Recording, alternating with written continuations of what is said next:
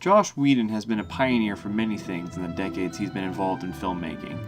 But his first notable product that would lay the groundwork for future television shows was most definitely Buffy the Vampire Slayer. And one of the many moments that would come from that show was the musical episode Once More with Feeling. My name is Jeremy and I host Listening to the Movies on 101.7 CIVL FM. I play classic hits from great film soundtracks, and last Thursday I played the soundtrack from Buffy the Vampire Slayer's musical episode. Whedon was known for trying many different ideas with Buffy. He had episodes of no music, no talking, where everyone was drunk, and various other ideas that would normally break the medium in some ways. But they would always work, for the most part, under Whedon's guidance. I only got into Buffy as my girlfriend is a big fan of the show. I've only really seen the entire second season and a few episodes throughout the seasons. The first episode I ever saw was the episode where Spike was telling Buffy about how he killed 2 Slayers, and that was pretty cool, so I kind of have always wanted to watch the show. But for this episode of Buffy, it was an idea that was created after several gatherings at the Whedon house. Sometimes the crew and him would gather around his piano, and apparently, suggested by Anthony Head, they would sing together. Whedon saw promise in his crew and decided to make a musical episode with them. All the songs were really well written and extremely catchy, except maybe I'll Never Tell. I don't really understand the full meaning of that song.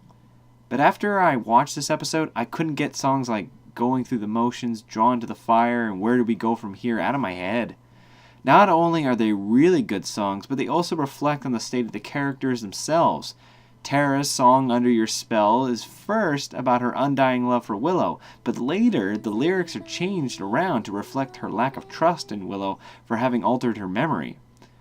Something I gathered from the second season was that every episode will have something related to the main story, no matter how small it may be. These moments can also be left alone for a long time before they are ever addressed again. Other shows have tried to do this, like Lost or Supernatural, but these similar sort of situations were either solved much faster, which would kind of ruin the suspense, or never answered at all, which is what I heard that Lost did all the time. But Whedon was always thinking about the story and how it could be altered. The songs of Once More with Feeling are vocal projections of the characters' emotions and conflicts. Buffy is torn with her feelings and going through the motions, while Spike is fed up with his relationship with Buffy in Rest in Peace, but he also wants more. My favorite song is Giles' Standing in the Way. It is a great song about Giles' father-like care for Buffy, and while he wants to make sure she's safe, he also feels that he's holding her back and putting her at risk from moving forward with her life. But while I do enjoy this song, and I think Anthony Head's singing is great, the reason for the song doesn't really make that much sense to me. It reminds me a little bit of Alfred telling Bruce Wayne that he would leave him to try and make him stop being Batman to save his life. But Giles is doing the exact same thing, but he wants Buffy to keep doing what she's doing, so it's just a little bit strange to me. This episode would go down as one of the most popular and most loved episodes of Buffy. TV Guide rated it the best musical episode on television from 1990 to 2002, and it would receive various other awards for its songs and music production. Once More with Feeling was a one-time go, and while the actors did enjoy the episode, they would never want to do it again, as apparently it was 6 times as much work as it was to make a normal episode. If you watch Buffy, then you probably have seen this episode, but in any case, watch it again. It'd be well worth it, I grant you. As for why I played this soundtrack, there's 2 reasons. One reason is my girlfriend really enjoys the show. She's been a regular guest on my radio show as well for some time, and it's always great to have her on. But also because I found a CD copy of the episode's soundtrack in a thrift store last year.